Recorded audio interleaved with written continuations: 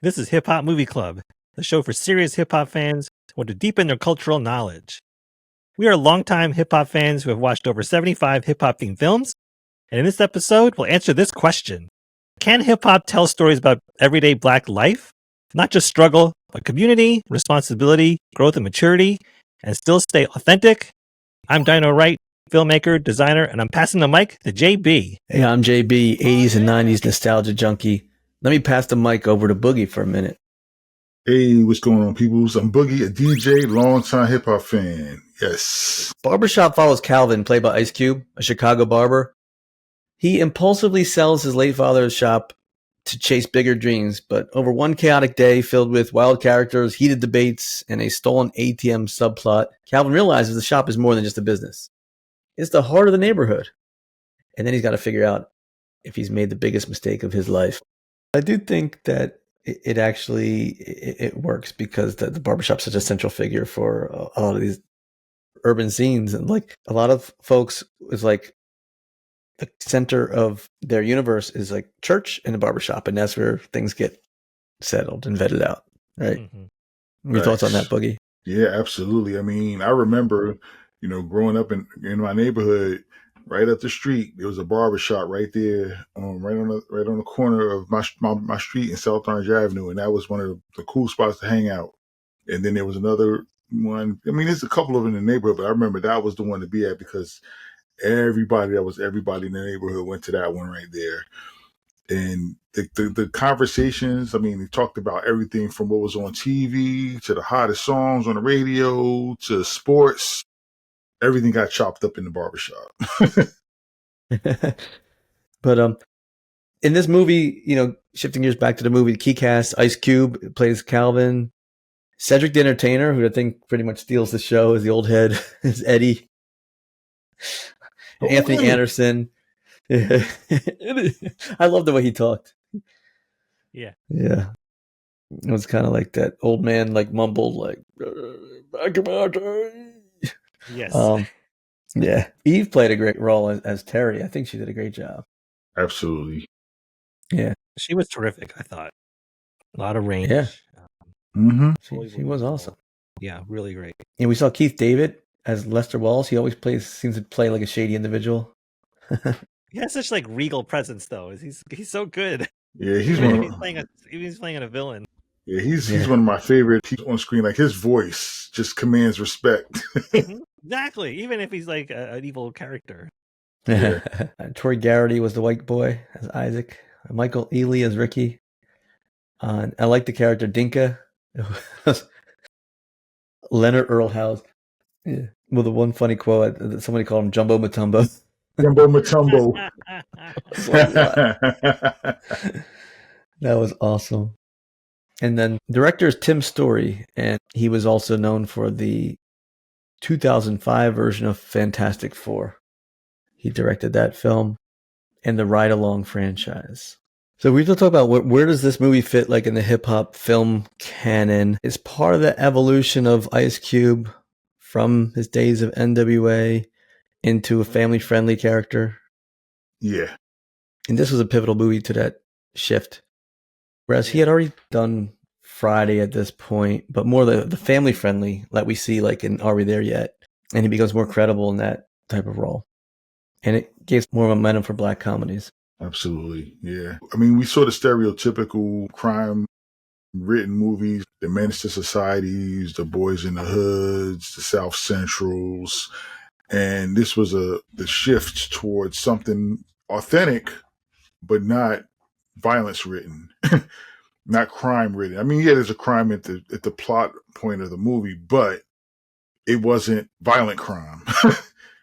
So yeah, this was definitely central in that transition. And it's also the jump off point for Eve too, who went on to have a career in film as well. She starred in other barbershop movies, and she also had her own television shows, etc. So this showed that she had a presence, not just as an MC in music videos, but also carrying scripted content for film and television. Yeah, the lack of violence is really telling in this. I mean, there's a little, not a whole lot. Right. And there is a gun, and it's a gun that's sort of the turning point of the plot. And it wasn't even fired. It was just the existence of it like was a symbol for one way of life.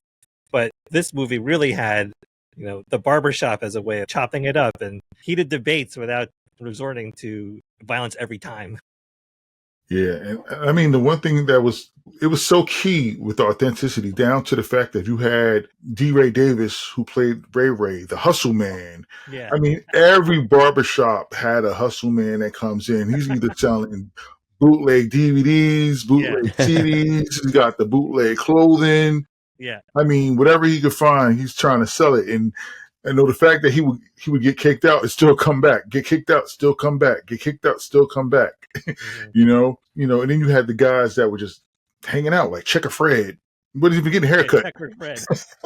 He's just hanging out. He's hanging out playing checkers.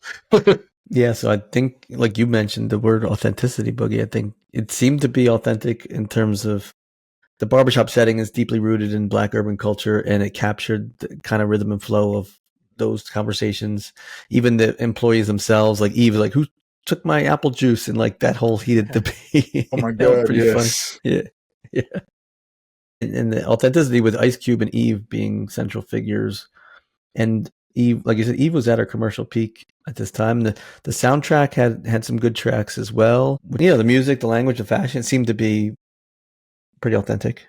Yep. Even some of the debates. There was one scene that was even like shot like as if it was a cipher. And imagine that's how it happens in the barbershop. Not that I've been to a Black barbershop. I'm trying to think. Not really. I've been in a lot of Asian barbershops, but not.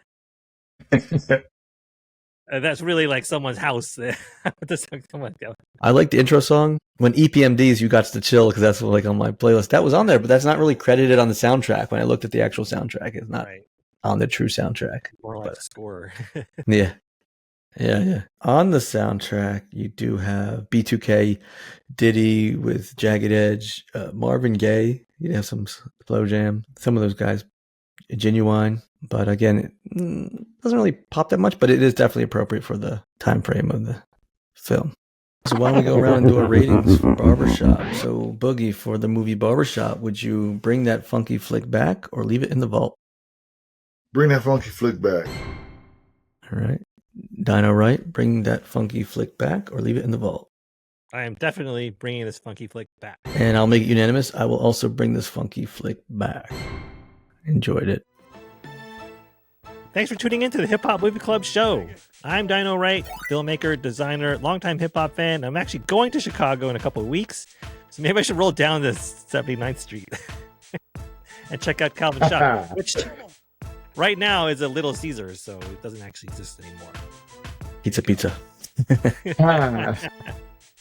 I'm JB, 80s and 90s nostalgia junkie, longtime hip hop fan. And I once met Brutus the Barber Beefcake. Now, that's not a hip-hop nor movie tidbit, but what a name there from the golden age of wrestling, in my opinion. Yeah, the barber. Mm-hmm. I'm Boogie, a DJ, longtime hip-hop fan, and I've seen all 3 barbershop movies and the spin-off beauty shop more times than I can count. Yep, and I'm okay with that. And remember, don't hate, double date. Hey, go out with another couple. I'll actually be doing that tomorrow night as we record. Nice. We have some friends and we hit up dinner once every couple months. So I'm looking forward to that. Yep. Yeah. Fun. Bring it. Come on.